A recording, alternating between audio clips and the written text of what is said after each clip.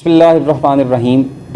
कल वाले वाक़े से रिलेटेड जो है वो काफ़ी सारे लोग क्वेश्चंस कर रहे थे और कुछ जर्नलिस्ट भाई भी आए हुए हैं। उन्होंने भी कहा कि उससे आप कुछ फैक्ट्स बताएं, उसका कोई बैकग्राउंड बताएं। तो मैं आपको सारा उसका बैकग्राउंड बताता हूँ जितना भी शॉर्ट से टाइम के अंदर। एक्चुअली इशू ये हुआ था कि ढुडियाल के अंदर कुछ 25 से 28 के करीब एक पार्टी ने कोई दुकानें बलबे सड़क जो है वो कंस्ट्रक्ट की थी, वो बनाई थी। अच्छा, जब भी कोई दुकानें या कोई बिल्डिंग इस तरह से बनती है तो उसकी एक नक्शे की फ़ीस होती है, वो आपने जमा करवानी होती है। म्यूनसिपल कमेटी, डिस्ट्रिक्ट काउंसिल या टाउन कमेटी में जिसकी जुरिस्डिक्शन बनती है वो लाजमी करवानी होती है। और फिर अगर आप उसको बलबे सड़क अगर कमर्शियल पर्पसेस के लिए दुकानें यूज़ करते हैं तो उसकी और ज़्यादा फ़ीस होती है, वो आपने जमा करवानी होती है। यही हमारा एक सोर्स ऑफ रेवेन्यू होता है गवर्नमेंट का।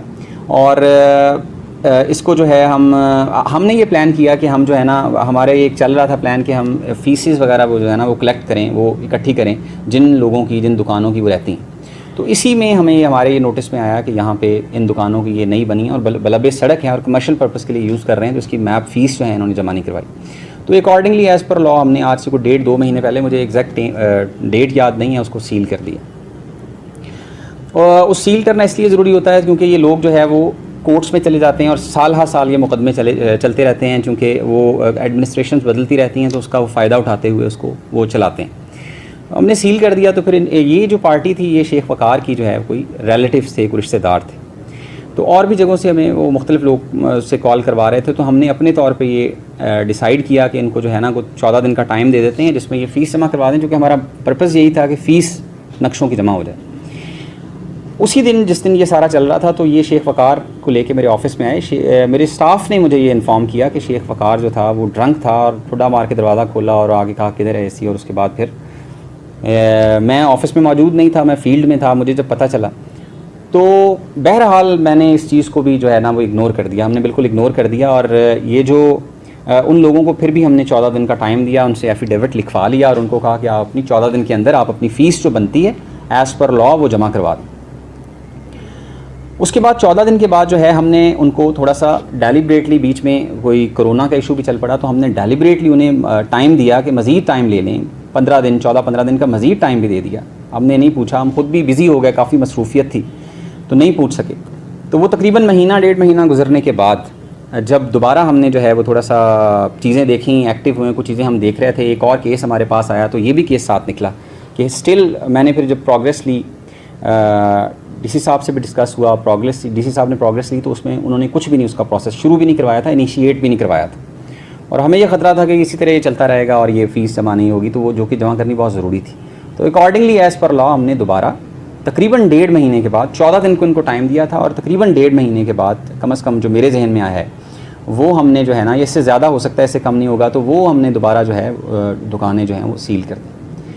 अब ये दुकानें सील हुई हैं तो उस पर फिर ये दोबारा जो है, चूँकि वो शेख वक़ार के रिलेटिव्स थे तो ये उसके पास गए हैं, तो इसने जो है वो वहाँ पे फिर उसके बाद जो है जो भी इनकी आपस में बात हुई, फिर इसने जो है वो घर में घुस के जो है वो जिस तरह से वो थ्रेट करना, धमकियाँ लगाना और उसके बाद जो है फ़ोन पे गालम गलोच करना, वो सिलसिला जो है स्टार्ट किया। इसमें फ़र्दर मैं आपको बताते चलूँ कि इसमें जो इंस्पेक्टर बिल्डिंग है फ़ारूक, उसको भी कल इसने जो है वो गालम गलोच किया, बहुत ज़्यादा गालियाँ दी हैं और वो मेरे पास बाद में आके रोया।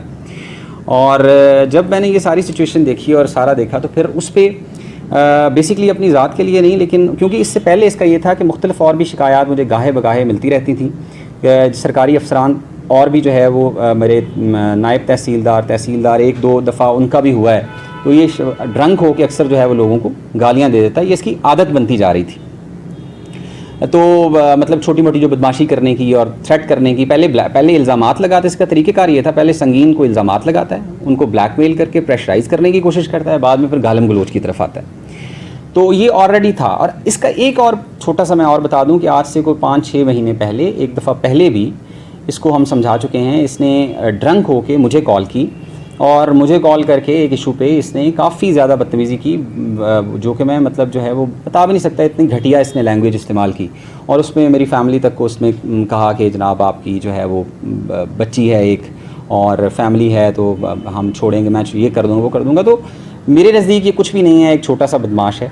तो इसलिए मैंने उस चीज़ को ज़्यादा वो संजीदा लेने की ज़रूरत नहीं, मुझे पता था कि मैं इसको टैकल कर सकता हूँ, कोई ज़रूरत नहीं थी कहीं और करने की ना। एडमिनिस्ट्रेशन में रहते हुए आपको बहुत सारी चीज़ें मैनेज करनी पड़ती हैं, आपको डेली बहुत सारे इश्यूज़ फेस करने पड़ते हैं, लेकिन आपने बड़े तरीके से वो करना होता है।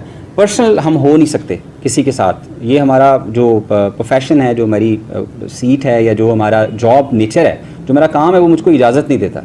तो उस पर हमने इसको मैंने इग्नोर कर दिया, इसको मैंने बता दिया, मैंने एक आध बंदे को बता दिया जो इनके रेलिवेंट थे, मैंने कहा इसको बता दें कि मेरे साथ दोबारा इस तरह की बात ना करें। तो वो बात जो है वो भी ख़त्म हो गई, वो बात भी उस बात पे भी हमने इसको कुछ नहीं कहा।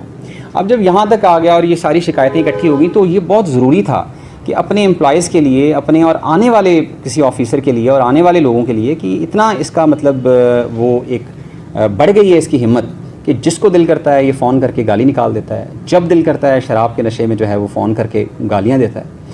तो ये करना बहुत ज़रूरी था। तो ये मेरा जो प्रिंसिपल जो स्टैंड है वो इस पे है कि ये ताकि आइंदा के लिए और मैं इंशाल्लाह ये हम इंश्योर करेंगे, तमाम सरकारी महकमों को मैंने बता दिया है, उनसे भी बात हुई है, तो कभी भी इसका कोई इस तरह का फ़ोन आता है तो विल नॉट स्पेयर हिम इंशाल्लाह, ताकि और भी इस तरह की बेसिकली ये जो एक जहनीत है, हाँ, इस जहनीत को हमने ख़त्म करना है। ये अभी हम बहुत आगे आ गए हैं, बहुत पढ़ा लिखा मुआशरा है हमारा, और इस तरह की चीज़ों की हमारे जो है वो बिल्कुल गुंजाइश नहीं है। और फिर मेरा आवाम से सवाल है कि अगर एक सरकारी अफसर अपना जो है वो ड्यूटी सर अंजाम दे रहा है, तो अगर उसकी कोई फैमिली की तरफ या इस तरह से कुछ थ्रेट करता है, तो मेरा ख्याल है कि उस पर ये मुझे आप बताएं कि उस पर फिर क्या करना चाहिए।